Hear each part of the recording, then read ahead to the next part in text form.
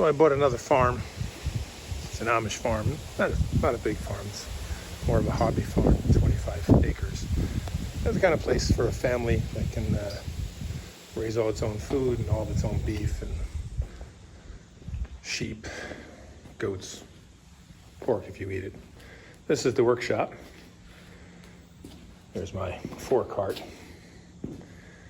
That's a hay tedder. It's broken, I gotta fix it naturally. That's my buggy. If you got a good horse and a buggy, they're a lot cooler and more efficient than you might believe. And they're just plain fun, much more fun than a car.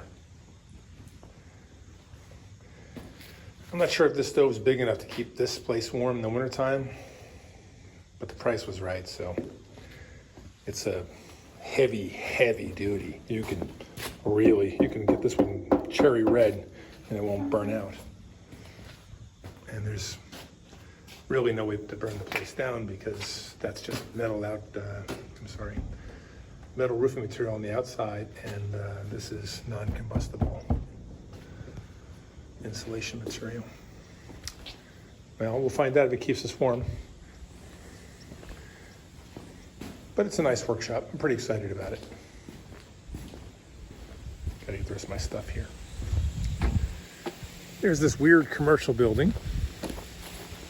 I have big plans for it. Right now, all this is off grid. There's no electricity in any of these buildings, but this building had electricity at one point. Many of the family have been here for 24 years, so it's been a while. Haven't exactly cleaned the place up yet. I don't know what I'm going to do with this room, but it's kind of a garage. I could put a vehicle in here, I guess. This was the office. And there's this old electric box here, this old fuse box. I've got new fuses on there, and I've got some B12-2 there. I'm going to wire this up.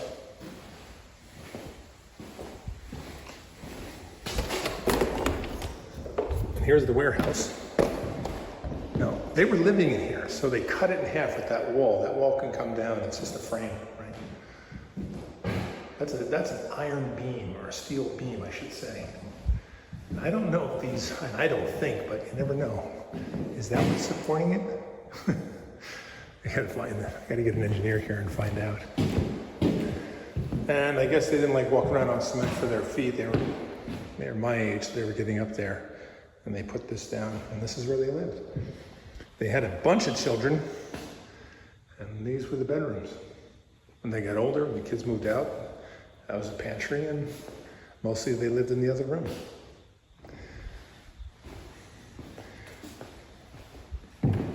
It's not pretty, but I think it is very, very useful.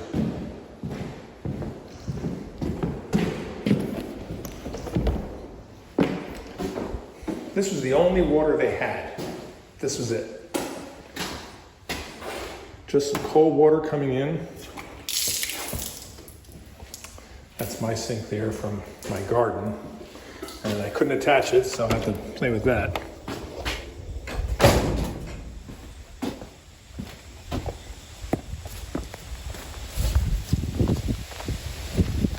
What a beautiful day for this. Another covered area here. Not sure what I'm going to do with it, but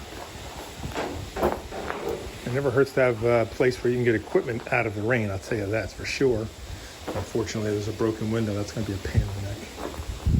But we'll work it out.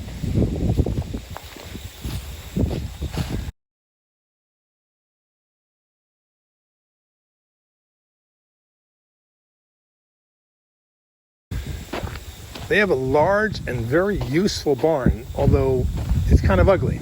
So I may resheathe it, I may paint it, I may do nothing. We'll see how it works. Now they are off-grid for both water and electricity. Water is the more important thing. If you want to get off-grid for something, get off-grid for water.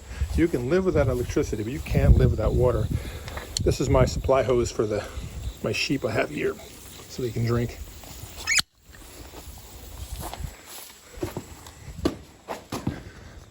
kind of a messy barn they left here. I will straighten all this up now that the weather is cooler. There's no point coming over here when it was 100 degrees and killing myself. But a good feeding area here for the sheep. Got these little troughs here. Individual feeders. And then, I don't know, I guess these could be birthing areas for sheep and goats, and maybe calves, I don't know. I know they kept horses over here.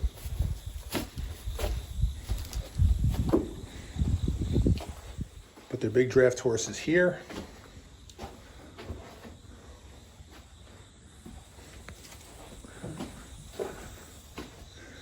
But I think a very, very useful old barn.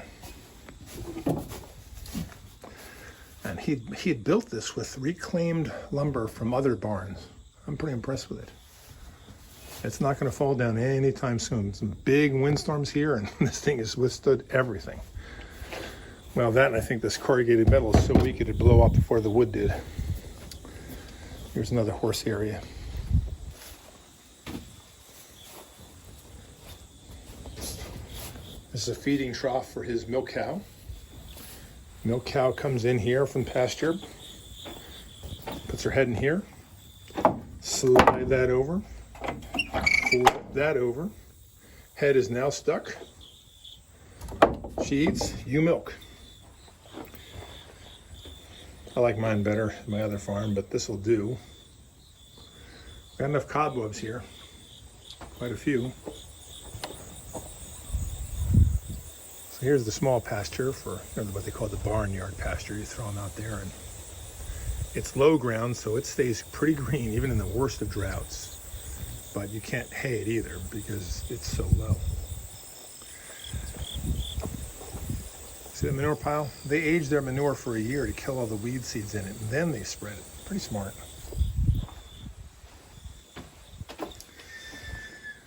Another calving, I don't know what they're feeding there. I'm going to have to clean it out. It's got an extra foot of manure in there. All right, I guess I'm not going out that way.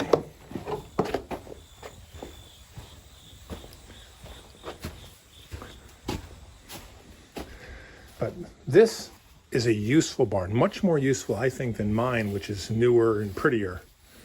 But is really, mine is really a taxi stand for Amish horses, and this is far more useful for livestock, even if it is ugly. Can I get out this way?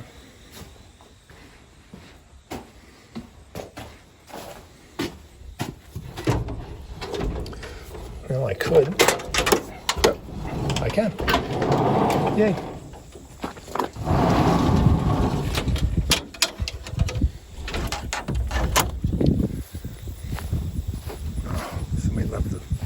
Well door open. The problem with doing that in this wind is you break your doors off.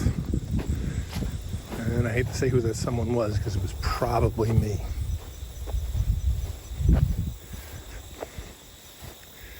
So this is the well house, and that's the pump. And that's your pressure tank. I think it's 65 or 75 gallons. I'll give that a look later, see what that is.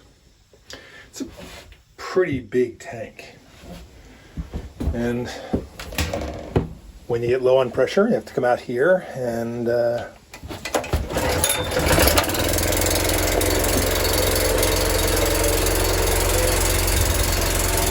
your tank up. Now if everybody's running showers, you probably just come out here and leave that on, but it goes off automatically once it gets the full pressure. This was a very nice garden. It's become overgrown.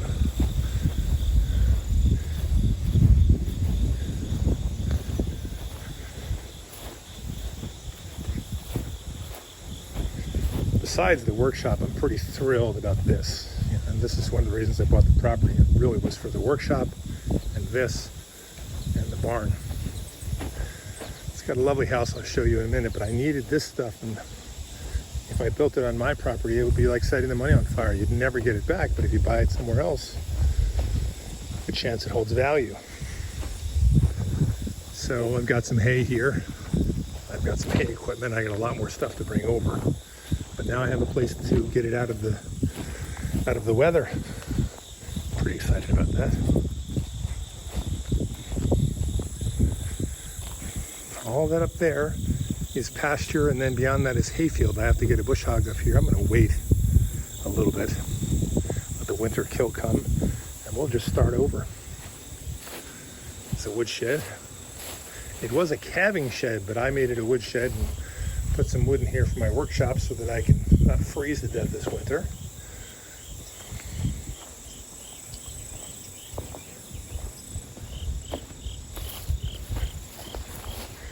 They built a gorgeous, just gorgeous house. Now, there is no electricity, no hot water, and no toilets. It is an Amish off-grid farm.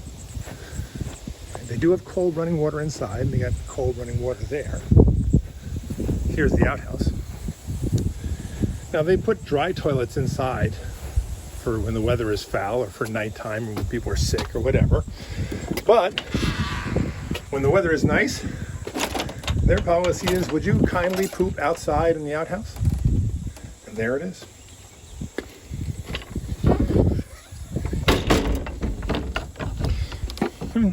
It's very nice and comfortable. And it doesn't smell as bad as you might expect. When they were selling it, they had 200 people here, so I imagine it'll be a bit ripe. But that's been more than 2 weeks. I would say within a month that'll be gone.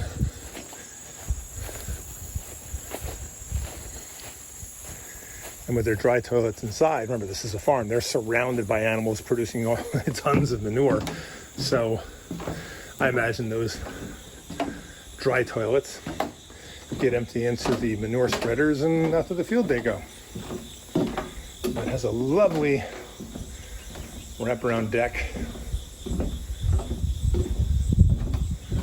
My wife already bought some new slippers for us to change into when we come here. You're not allowed to wear shoes in the house, especially on a farm. It's just, it would be disgusting. We don't do that. But a very pleasant view and a very nice way to spend your afternoons while you're at home. We're going to live out here as much as we live inside, I would imagine.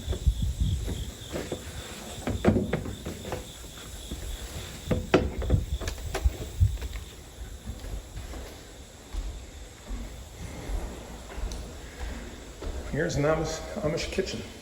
It's got a hot water handle, but there's no hot water because there's no hot water tank and there's no hot water line. But this is the mud room where you come in, you wash your hands, you leave your boots outside here, hang your jackets here.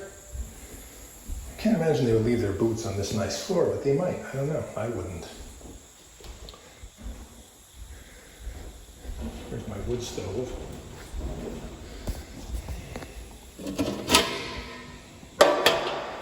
So, some things that I wanted to know here is, what is the size of this vent? Inside, it's 7 inches. Outside, 7.5. So I imagine that a lot of people put their vent inside, or put their pipe inside. I'm going to put my pipe outside. I'm going to make it 8 inches all the way to here. And I should say, I think. I think. We're going to find out soon enough. This thing weighs 600 pounds. It's really a bear to get in, to get moved, to get lined up. But this is your whole house when you live off-grid. You need a wood stove, you need to keep warm, and you need to cook.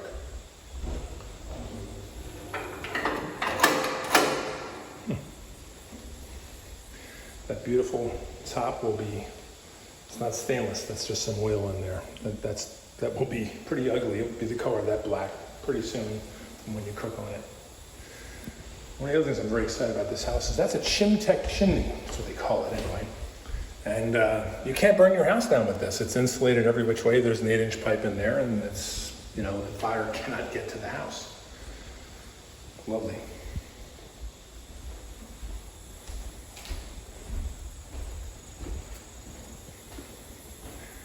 I don't know the purpose of this room.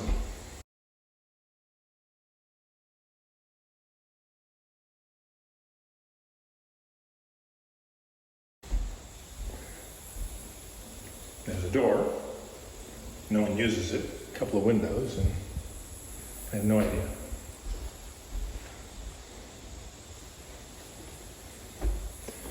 Here's your bathroom. It is literally a bathroom. You have a bath, a sink, and no toilet. Welcome to off-grid living Amish style.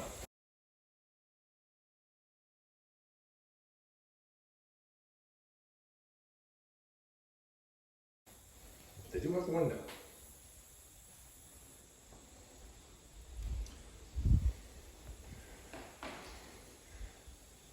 The master bedroom has enough window cross ventilation. So that's the best thing about these houses. We live breathing fresh air. We're not breathing air that we don't cook in the house for that much.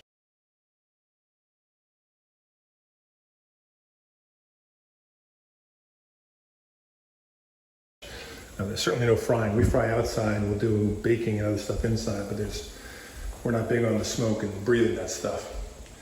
And we have these windows open like this. It's lovely, except summertime. The wintertime, the place is a sieve, and it needs to be because the wood stove is drawing a lot of air. Whatever's going out the chimney has to come in through the cracks in the doors and the windows, just physics. But anyway, that's what keeps your house well ventilated and the air fresh.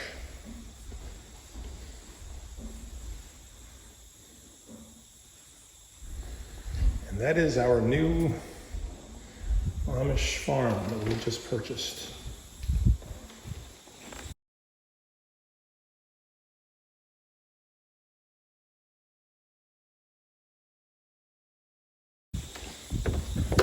But here's my favorite part, right here.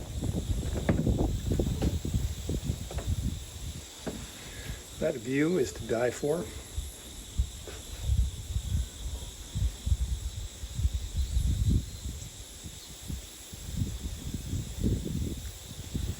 Often enough, I see my neighbors over there working their horses in the fields. Very cool.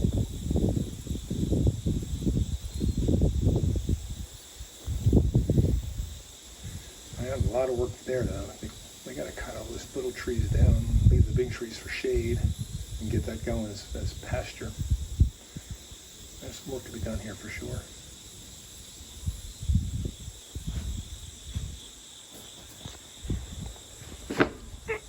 My boots on.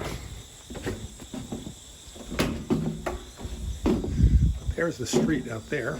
There's your turnaround. The house is up on a hill. Good thing too, because this is low ground. I think I got to figure out the drainage field and a few other things.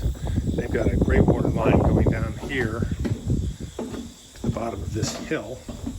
The problem, as I see it, is I don't see any cleanouts between here and there. So what do you do when you have a clog? You're going to need a 300-foot. I don't know how they're going to do that, so that's going to have to change. I just can't imagine how, but we'll do it. We'll figure it out. Oh, I left that door open to the outhouse. You don't want to do that. The wind, if you have a windy day, it'll blast that door right off. Speaking from experience.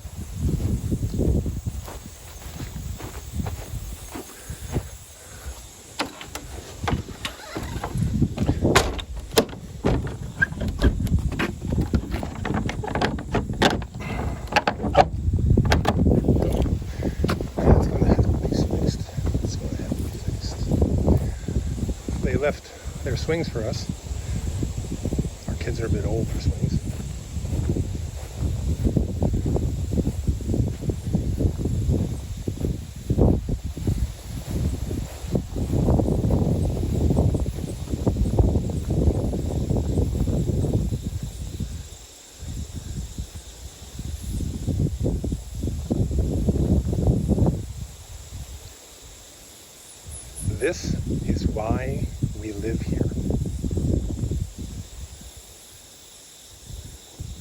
sirens, no horns, very peaceful and quiet.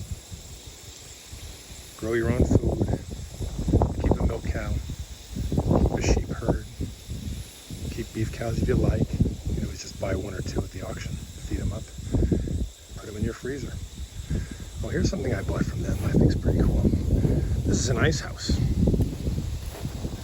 Now, what do we need an ice house? I don't really need an ice house, but as a backup, I kind of like it. My neighbors all have one.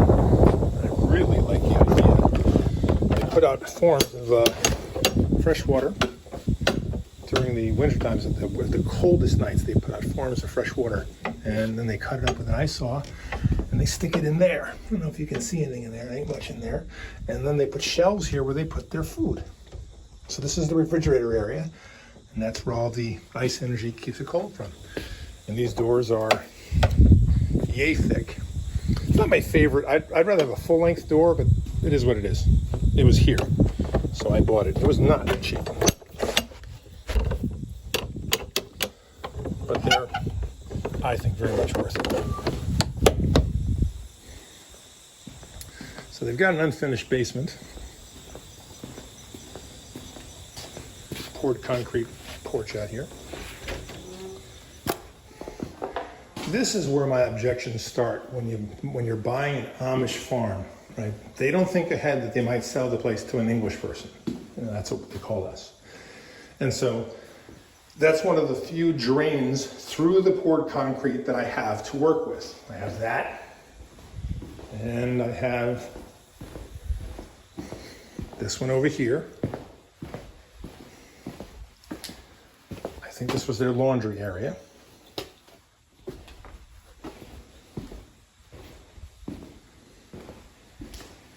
And then I have another one in this bathroom. Now, believe it or not, this family lived here in this basement. When they first got married, that's what they could afford. They put this basement in, and they lived here and had 3 or 4 children. This is their pantry. Very nice pantry, I might add.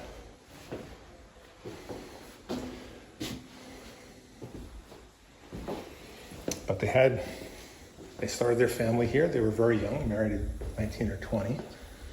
And off they went. They lived here, and then they built the house when they could afford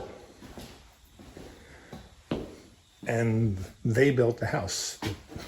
The man of the family here, the head of the house, him and his brothers and their churchmen came over here and put this place up.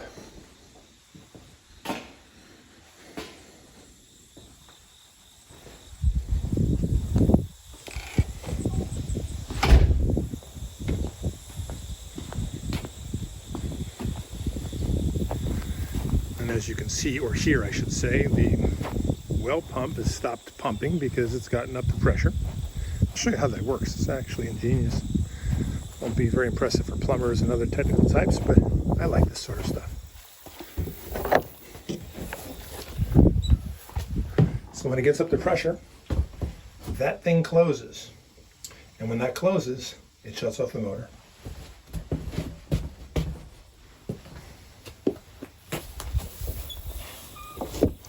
Remember to close it.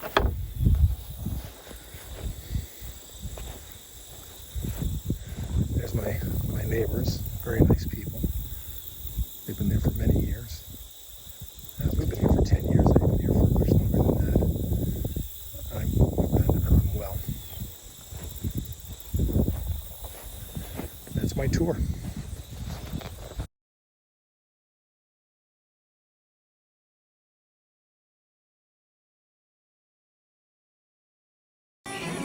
Hi, I'm Greg Jeffers, author of the best-selling book, Prosperous Homesteading.